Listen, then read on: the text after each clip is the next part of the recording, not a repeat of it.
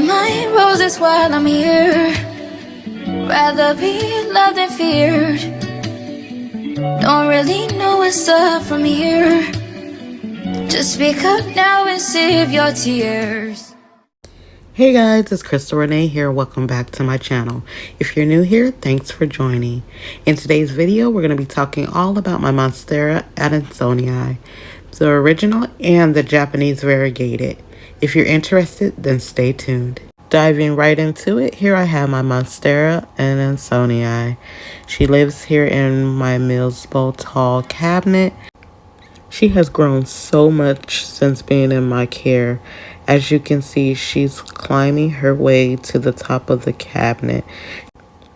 But although she's growing, her leaves are getting smaller and smaller as she reaches to the top. And I do want to encourage larger leaves. As you can see, I did stake her up a bit to try to encourage the climbing. She does currently live in soil and is still in her original planter that she was in when I first purchased her. Now my goal with this plant is to encourage her to become a lot more fuller and bushier. I'm thinking maybe she could use a repot and hopefully that would encourage larger leaves. If you have any tips, please leave them in the comments. Now that you've seen this beauty, let's go over and let me show you my Japanese variegated Adansonii. Now upon arrival, she wasn't in her best condition. For personal reasons, I will not mention the seller. I ended up having to chop her down. I ended up with the main bottom cut and 3 single leaves, which all rooted, of course, and pushed out their own set of leaves. Although the growth has been great, I do have some concerns. As you can see, she's pushing out some highly variegated leaves with small patches of green. Not to mention the leaves are very small in size. The rooted bottom cut has been growing pretty well as of lately, up until now. As you can see, the leaves that it's pushing out are starting to melt or brown or crisp. But I do think that's my fault because I think I did a little underwatering. And as you can see, the bottom cut is in a bit chunkier mix, while the cuttings rooted in stratum, and they did fantastic. That I will talk about in another video.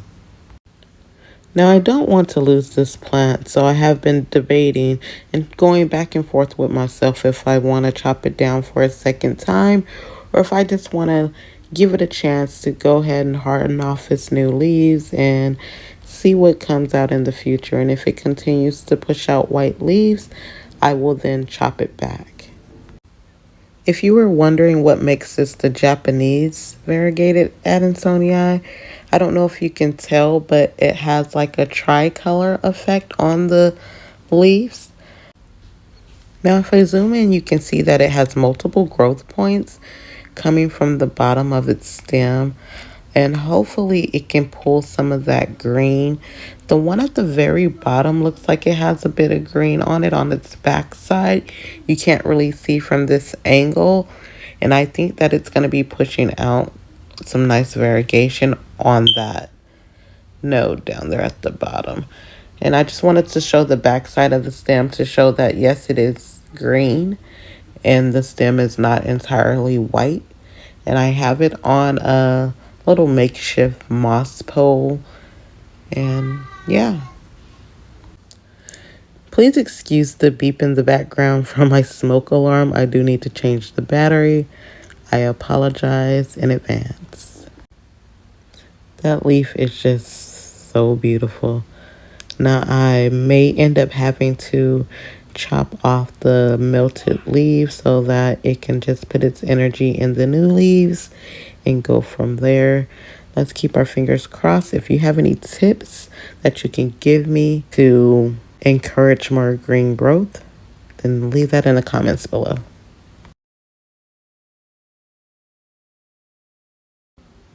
Here I just wanted to show you all the roots that these cuttings produced in the stratum. If you haven't gotten your hands on Stratum or used it for propping, you might want to try it. It's worked wonders on all cuttings that I've used it with so far. And as you can see on these half moon cuttings, on 2 of them, the white is starting to crisp. I may eventually cut that off, and that's completely normal if they're getting entirely too much sunlight or underwatering. Now, I do think I'm going to remove these plants from my Mills Bow cabinet only because I think they're receiving entirely too much light. So I want to put them in a location where the light is a little lesser to tone down the variegation a bit. In due time, I will see and know what I need to do with this plant. Right now, I think I'm just going to leave it as is. Like I said, if anybody have any tips, leave it down in the comments. I can use all the help I can get.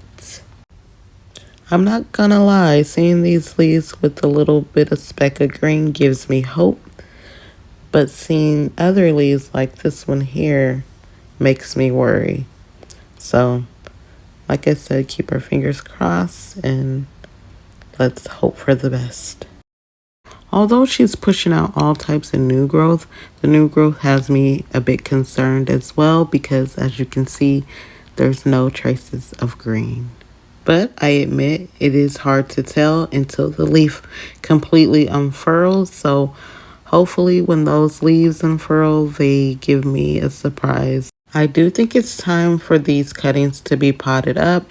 I'm just not sure what medium I want to use. I'm thinking of using pond or leca. Let me know what you think will be best for these cuttings to keep prospering.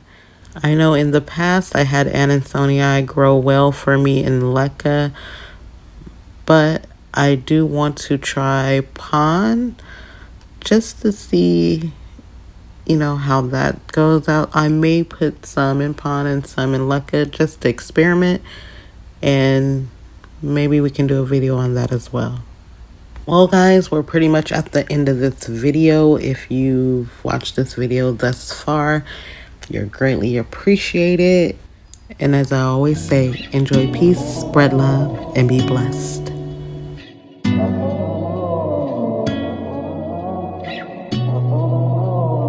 I know I make the effort, I try to make it better. This life shit isn't eternal, I never become a burden. I know just how that can feel, I know that it can get real. But my squad all for the turn up, we getting money, the come up, they really all know the deal. One goal is just to stay real.